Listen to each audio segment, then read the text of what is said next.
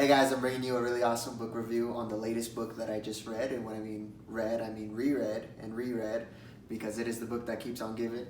It is called High Performance Habits by Brendon Burchard, How Extraordinary People Become That Way. And guys, there's a lot of stuff we could talk about in this book and we're going to dive into it for sure. But it is right up there with some of my favorite really good books like Darren Hardy's Compound Effect and The One Thing. And the reason being is because there's so much applicable, actionable steps in there that you could use to actually improve your life in any category that you're looking to. It's just a really great book and I'm excited to dive into it. Alright guys, so like I said, there's a lot of awesome things in this book that I'm going to talk about for sure. There was only one qualm I had with it, and so we're going to jump into that right now. So starting with the title, it's called High Performance Habits. Alright, the problem I have with the book is actually that word habits. Why do I have a problem with that? When we look at the word habits, it's really something that has a really high level of automaticity. And so, for example, like when you wake up in the morning and the first thing you do is hit the snooze button, you didn't actually think about it, you just did it. Or when you're on the way to work and all of a sudden you just arrive there and you don't actually remember the drive there, it's because you've done it so many times that it's risen to such a high degree of automaticity, it's just ingrained in your head as a habit. All right, and he actually addresses this at the beginning of his book when he talks about as you're doing the steps that he's recommending, he really wants you to be deliberate.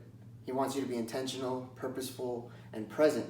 When you're doing all those things, it really takes away the actual use of the word habit, and it actually turns it into more of a practice because you're doing it deliberately and it's not really automatic in your head. And so my only problem with it was that because Brendon is such a good guy in terms of marketing, the title kind of seemed like clickbait to me in the world of personal development. Habits is such a hot buzzword right now that and it doesn't really actually match up with the guts of the book. And so I think if it was titled something like High Performance Practices, I would have really respected the transparency within the actual content of the book a lot more.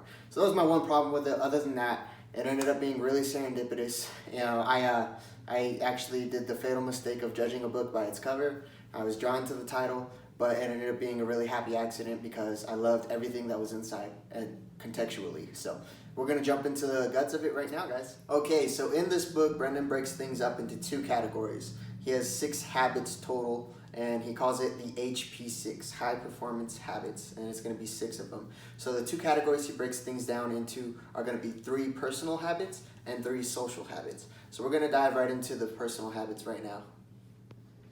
Alright guys, so diving into the personal habits, the first one we have is going to be seek clarity. Alright, so really awesome, very impactful habit, at least for me in this case. So there's 3 practices that come along with seeking clarity. The first one is going to be envision the future for. Second is going to be determine the feeling you're after. And the third is define what's meaningful. So when we're seeking clarity, we're really putting out the vision that we want for whatever outcome that we're seeking to attain, right? So envision the future for. You actually have a picture, you have a plan, you have a set goal that you're willing to reach for, and that's what envisioning the future for is all about. While you're doing that, you're going to want to do the second practice, which is to determine the feeling that you're after, all right? So whatever goal you're going towards, it's also important to recognize the emotional outcome that you're trying to receive from actually achieving that goal. It's very important there. And then you're going to want to define what's meaningful. That's the third practice that comes with seeking clarity. When you define what's meaningful, you actually attach something that has a lot more power than just setting up a plan, you know, that you could see. It's going to attach emotion to it, and it's going to drive you to actually want to seek out that clarity with a lot more determination and a lot more focus. All right, so that's habit number 1, very impactful. All right, habit number 2, as far as personal habits goes, is a huge one as well. It's going to be generate energy. This is big, guys. If you ever set out a list at the beginning of your day of to-dos that you just want to knock out and you get halfway through and all of a sudden you're just drained of energy, this is going to be a really awesome part that's going to help you a lot. You know, and I find a lot of people end up just kind of winging it throughout their lives, and they thrive off spontaneity. I know this was me. They're the kind of person that wakes up in the morning and says, hey, what's the day got in store for me? Instead of, what do I got planned for the day? So generating that energy and actually making sure you're able to accomplish everything you have on those to-dos is going to be huge in terms of becoming a high performer. So there's going to be 3 practices with this habit as well. The first one is going to be release your tension, set intention. Second one is going to be bring the joy, and the third is going to be optimize your health. So let's dive into release tension, set intention. This is really applicable to any area of your life that you're going to. If you're going to the gym, you're going to want to release the tension and a lot of the nerves that you're having before you go into your workout, and you're going to want to set an intention that you're going to actually achieve while you're at the gym.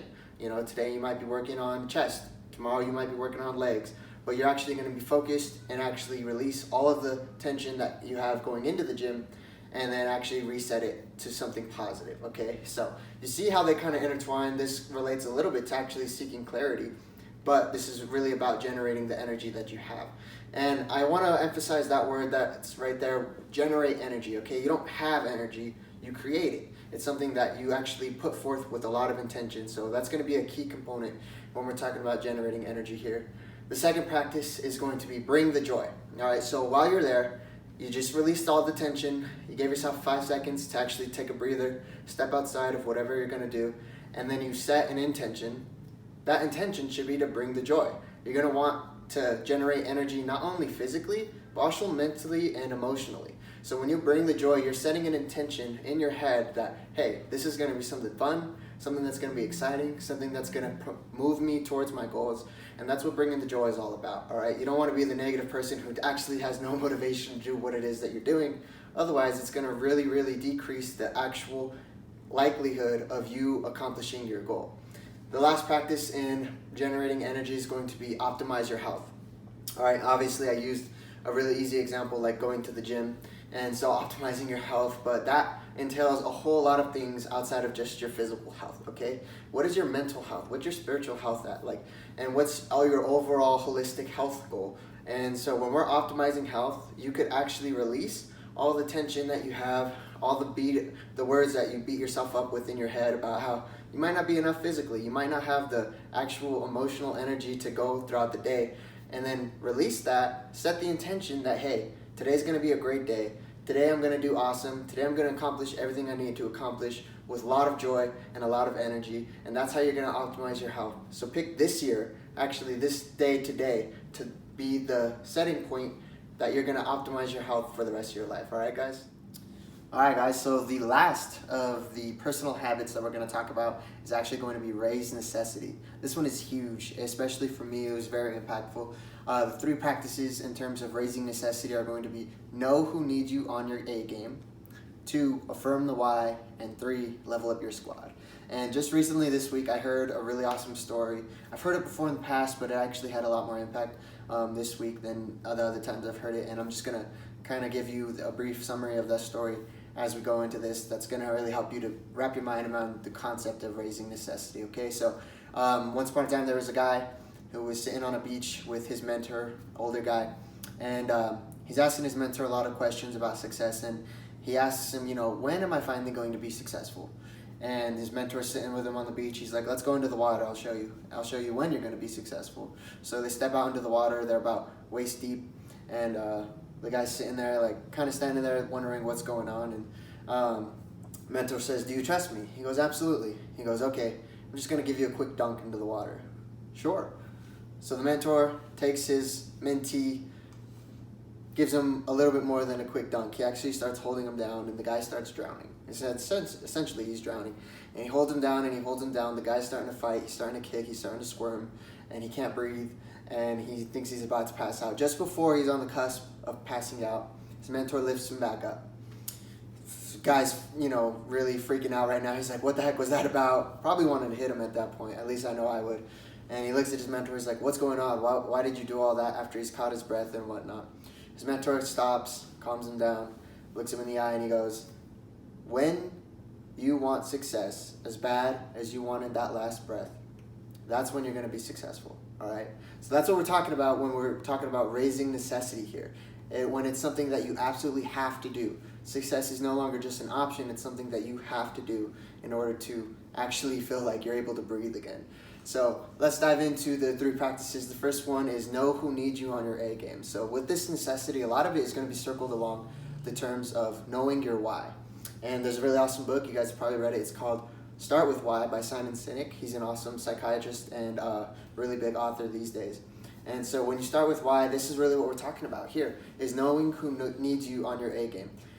And so it could be anyone. If you're a parent, it could be your kids. If you're married, it could be your spouse. If you have neither of those, you're just a kid. You could want to be the people who need you on your A game might be your parents, you know.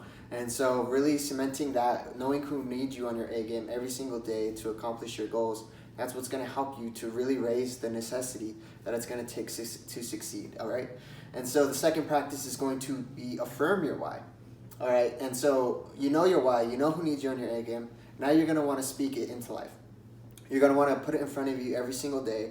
And when you go out into the world, you decide, hey, these people need me on my A game. I'm going to do this for them. This is my why. This is the reason I'm doing it. And the last practice we're going to talk about is leveling up your squad, okay?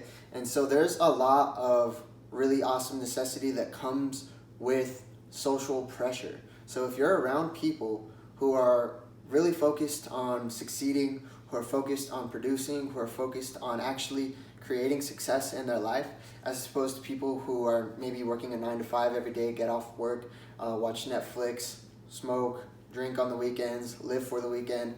You know, it's a totally different mindset.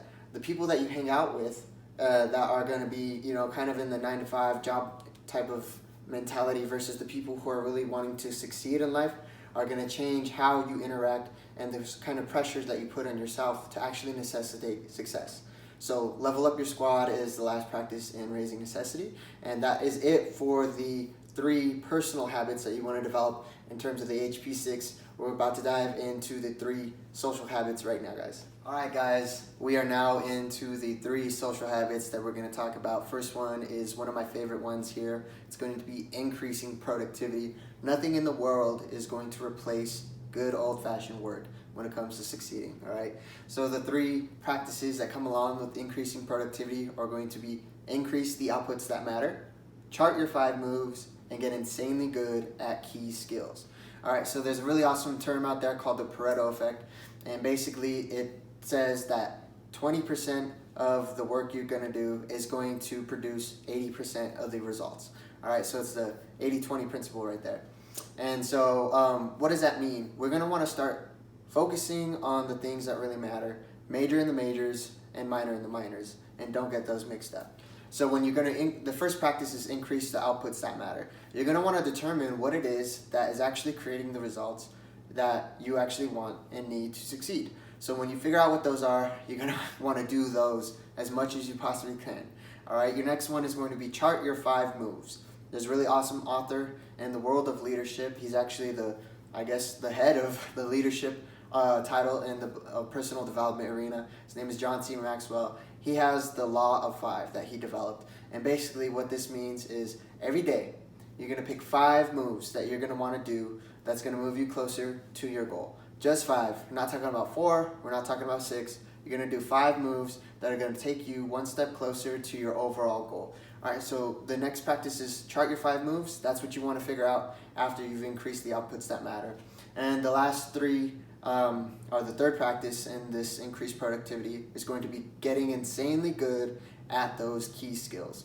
So as soon as you start doing them, you know, you're going to be kind of wonky the first time you actually start to do anything that's going to create the really awesome results that you want. But once you start getting insanely good at them, that comes with practice. Each and every day, moving you one step closer a little bit and utilizing that compound effect to get you really, really good and take you one step closer to mastery in terms of that skill. So what's it going to be? Is it going to be talking to people? Is it going to be actually, you know, getting a good workout regimen going? Is it going to be focusing on the things you eat? Is it going to be focusing on sleep? What is it going to be? What's that skill that you're going to focus in on and get really dialed in that's going to help you to get to your goals? All right, guys, the second of the social habits that you're going to want to create is developing influence. No man is an island, and if you got anywhere successfully, you know you took other people with you. Anyone who says they're just a self-made man and they did everything on their own is probably lying to you. All right, so there's a really awesome saying out there that says, if you want to go fast, go alone. If you want to go far, go together. So right now we're going to talk about how to develop that influence, and we got 3 practices again that are going to help you to do that. So the first is going to be teach people how to think. Second is going to be challenge people to grow. And the third is going to be role model the way. All right, so teaching people how to think. You really want to ask a lot of questions. There's another great title by John C. Maxwell that says, good leaders ask great questions. And really, this is what this is all about. You want to ask people how they got to the conclusions they got to, what their environment was, the education they actually have that actually drove them to be able to think the way that they actually think. And you want to actually steer the conversation to a way that helps them to think in a way that is going to be more conducive to creating success in their own life, okay? So after teaching people how to think, you're going to want to challenge them to grow. Great leaders challenge people each and every day to want to do more things. And there's an awesome saying by John C. Maxwell, once again, it's like he's really good at leadership or something, that says, you know, great leaders see more before and they see more. So they see more, and they see it ahead of other people. And they're going to challenge people to want to attain and aspire to a lot of those goals. So after you've already taught them how to think by asking them a lot of questions, hit them with a challenge that's going to push them to get outside of their comfort zone. And the best way to ensure that they're going to accomplish these challenges is actually in practice number 3, which is to role model the way. You never want to give anyone advice that you yourself aren't practicing, okay? So if you're going to role model the way, you're going to produce excellence in everything that you do and have that integrity to be able to say, hey, I'm doing this, the reason why I'm doing this is so I could tell you that you can do it as well. That's what role modeling is going to be all about. So if you teach people how to think, you challenge them how to grow, and then role model the way, you're going to start developing a ton of influence to get you to your goals. All right, guys, we got the last habit, and it's the last habit of the social habits here. And like I said, all of them are really intertwined, and this one is going to be huge to helping you accomplish the other 5 habits that we already discussed. So this last one is really awesome. It's going to be demonstrate courage. So incredibly important. And like the other ones, there's going to be 3 practices that we have along with demonstrating courage. The first is going to be honor the struggle. Second is going to be share your truth and ambitions.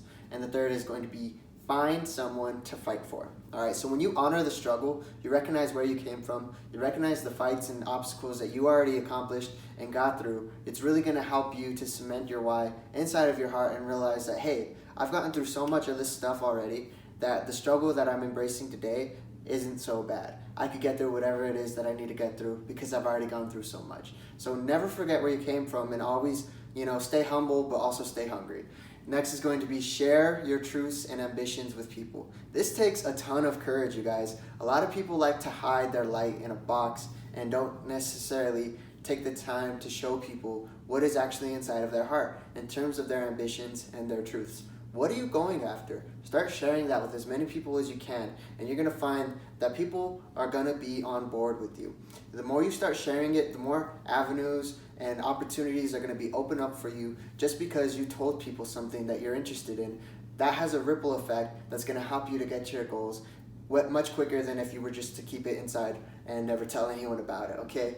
And the third practice is going to be find someone to fight for.